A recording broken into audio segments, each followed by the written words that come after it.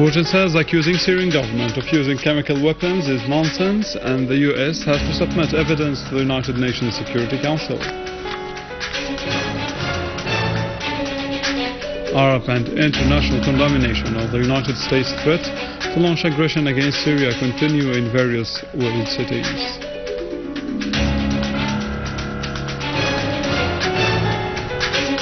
And Syrian Arab army units continue to clear various areas of terrorist groups.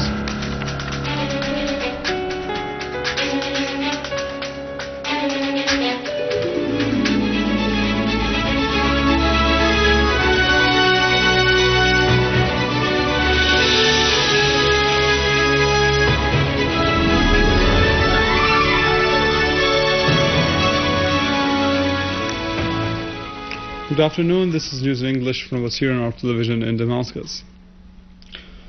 Russian President Vladimir Putin affirmed that the Syrian government did not use chemical weapons, referring that accusing the Syrian Arab army of using such weapons is nonsense.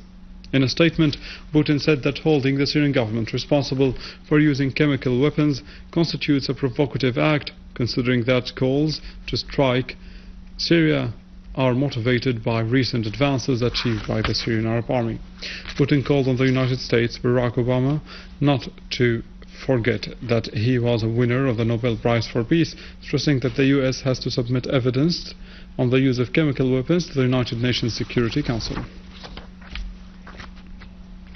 In a related context, an official source at the Ministry of Foreign and Expatriates Affairs said that after days of media exaggeration about what the US administration described as decisive evidence, the United States Secretary of State John Kerry only produced materials based on old stories which were published by terrorists over a week ago and are full of fabrications and lies.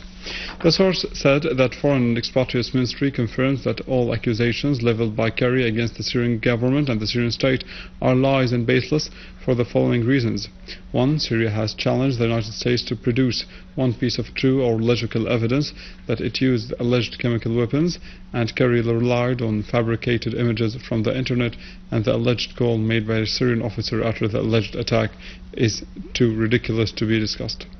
Second, Syria never impeded or restricted the International Investigation Committee. On the contrary, as the United Nations Secretary General has lauded the Syrian cooperation with the committee in his most recent call with the Foreign and Expatriates Minister on the 30th of August 2013. Asserting that Syria permitted the committee to move exactly as per the agreement signed by the two sides.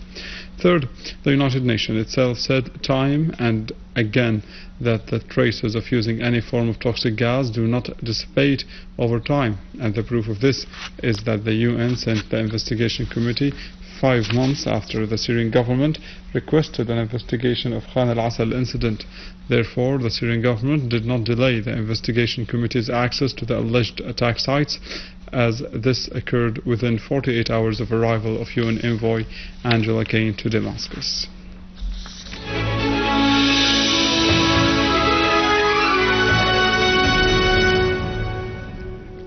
Russia affirmed that the United States' threats to use force against Syria are unacceptable, referring that any military operation would undermine the prospects of political solution of the crisis.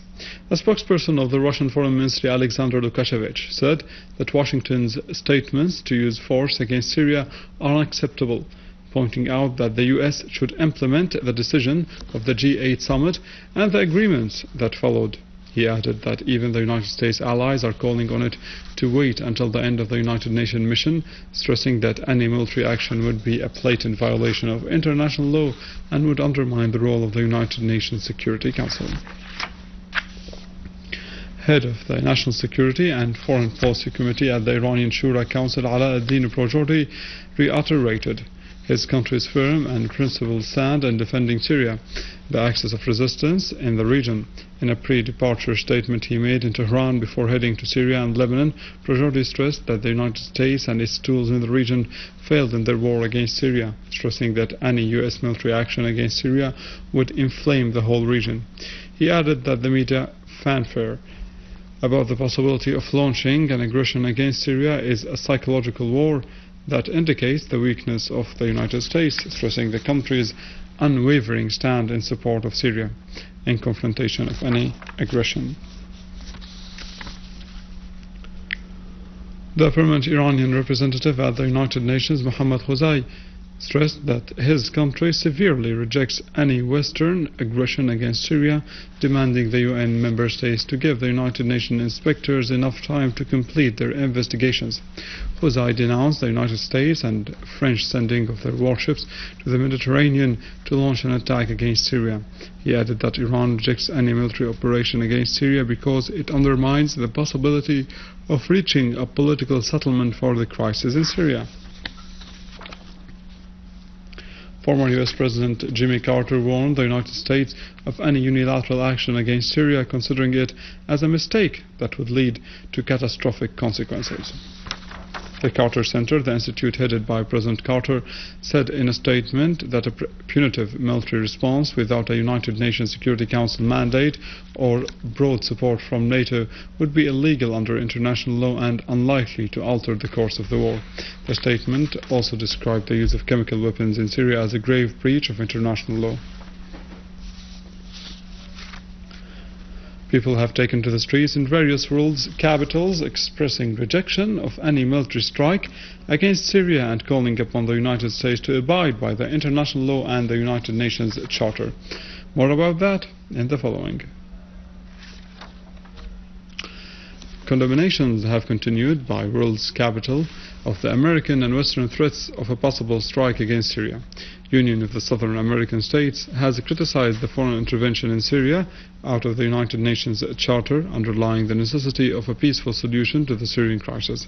Nicaragua, the biggest country in Central Africa, criticized the threats made by the United States of launching a strike against Syria.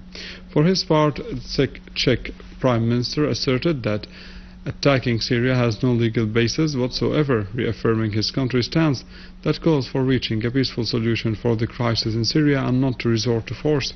In a statement released, Communist and Labour parties called peoples of the world and the labour class to combat and denounce the new imperial war against Syria. In Australia, hundreds took to the streets to condemn any possible aggression on Syria following the statements of the American President Obama, who said that he was considering a limited strike against Syria.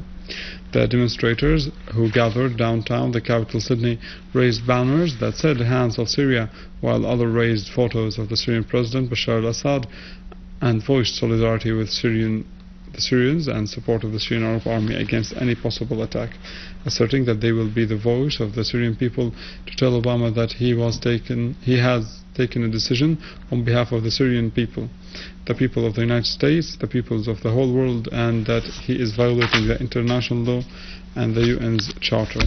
For its part, the Syrian community took to the street together with Italians and with the participation of Archbishop Hilarion Cappucci to voice solidarity and support to Syria against the American and Western threats of any attack against Syria.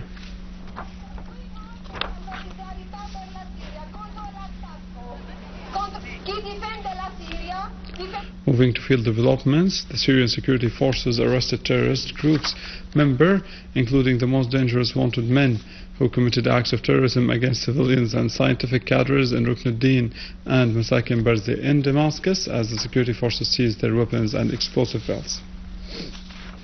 Also in Daraa city, the Syrian Arab Army units destroyed the weapons and ammunition belonging to an armed terrorist group in a qualitative operation the army carried out against dens in Dar al-Balad and on the road leading between Al-Ghariya al-Sharqiyya and Khirbat Ghazali in Daraa countryside, which led to the killing of a number of terrorists, including Haytham Salim al-Sarhan.